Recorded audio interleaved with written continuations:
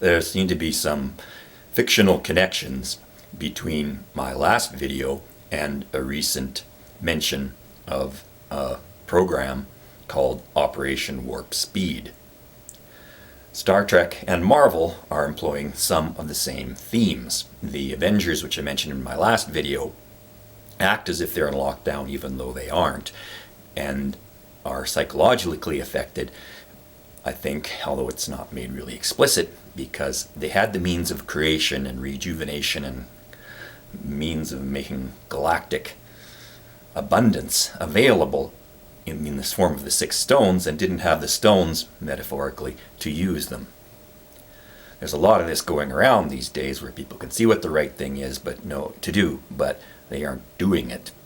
And part of this comes out perhaps in the phrase Operation Warp Speed.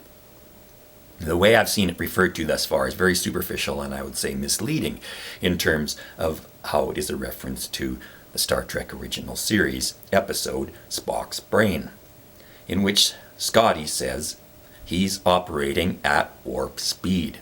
This is not, strictly speaking, a point at which Scotty observes a ship traveling faster than light. It is when he observes McCoy operating to reconnect Spock's brain using information imparted to McCoy by an alien device known as the Teacher that will temporarily give people knowledge they otherwise would not have. This eventually becomes very important in later on evolution of the show, and the fundamental struggle, as I see it, at least in terms of life extension and rejuvenation, that the characters go through. They always have the technology from the very beginning, because they have transporters, and in a Next Generation episode, a unintentional use of the transporter, an accident, makes Picard about 12 years old again. But his crew won't accept him as that age, and he's returned to his previous old self. Now, the Teacher is important because William Shatner had an infamous Saturday Night Live skit, ironically called Get a Life, in which he complained to his fans, berated them for placing too much importance on Star Trek. But just after this, he was in the movie Generations, where the Captain Kirk character was killed, and William Shatner found this quite painful and devastating to his life, to have lost his fictional immortality. And he wrote a book, Get a Life, about his experiences, about trying to get his life back after losing his fictional self.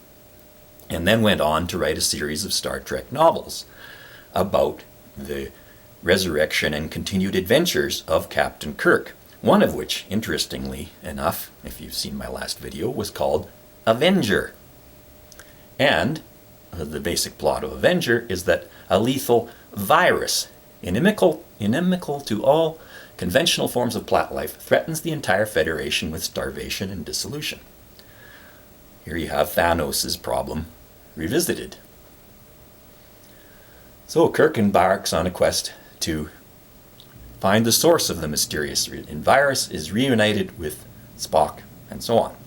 But the way of getting McCoy back to continue in these adventures was the premise that of all the discoveries they made, which could have extended people's lives and which they didn't use in the original series, McCoy had some residual knowledge that had been imparted to him by the Teacher that he used in the he's operating at warp speed scene of the Spock's Brain episode.